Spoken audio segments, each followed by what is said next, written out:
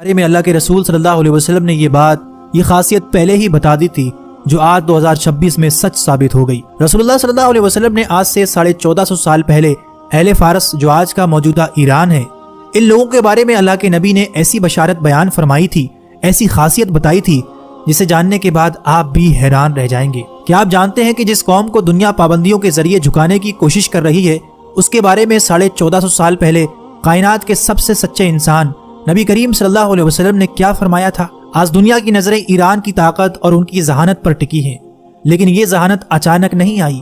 یہ وہ معجزاتی پیشن گوئی ہے جو صحابہ اکرام رضی اللہ تعالیٰ عنہ کے سامنے اس وقت کی گئی تھی جب فارس یعنی پرشیا ایک عظیم سلطنت تھی اور اسلام ابھی پھل پھول رہا تھا۔ صحیح بخاری کی وہ حدیث یاد کریں جب حضور صلی اللہ علیہ وسلم نے حضرت سلمان فارسی کے کاندھے پر ہاتھ رکھ کر فرمایا تھا، اگر علم یا ایمان ثریا ستارے آسمان کی بلندیوں پر بھی ہوگا تو فارس کے بیٹے وہاں پہنچ کر اسے بھی حاصل کر لیں گے۔ یہ صرف ایک جملہ نہیں تھا بلکہ ایک قوم کے ڈی این اے کی خبر تھی۔ تاریخ گواہ ہے کہ امام بخاری ہوں یا امام مسلم ہوں یا بڑے بڑے مسلم سائنسدان، ان کی جڑیں اسی خطے سے تھیں۔ آج اگر ایران ٹیکنالوجی، میزائل پروگرام اور ایٹمی سائنس میں دنیا کی آنکھوں میں آنکھیں ڈال کر کھڑا ہے تو یہ اسی علمی پیاس کا تسلسل ہے جس کی خبر میرے آقا صلی اللہ علیہ وسلم نے صدیوں پہلے دی تھی۔ یہ حدیث آج کے اس صورتحال کو بیان کرتی ہے کہ اس خطے کے لوگ ذہنی طور پر قوی اور ارادے کے پکے ہوں گے، لیکن بات صرف ذہانت تک محدود نہیں۔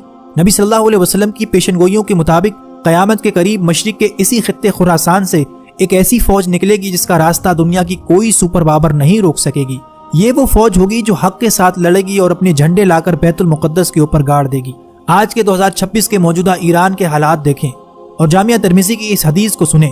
جب عربوں کے بارے میں کچھ آیات نازل ہوئیں تو آپ صلی اللہ علیہ وسلم سے پوچھا گیا اگر عربوں کو ہٹا دیا گیا تو ان کی جگہ کون آئے گا؟ آپ صلی اللہ علیہ وسلم نے حضرت سلمان فارسی کے کاندھوں پر ہاتھ مار کر فرمایا، یہ اور اس کی قوم۔ اور اس کے بعد آپ نے فرمایا کہ اگر علم ثریا ستارے پر بھی ہوتا تو اہل فارس میں سے کچھ لوگ وہاں پہنچ کر بھی اسے حاصل کر لیتے۔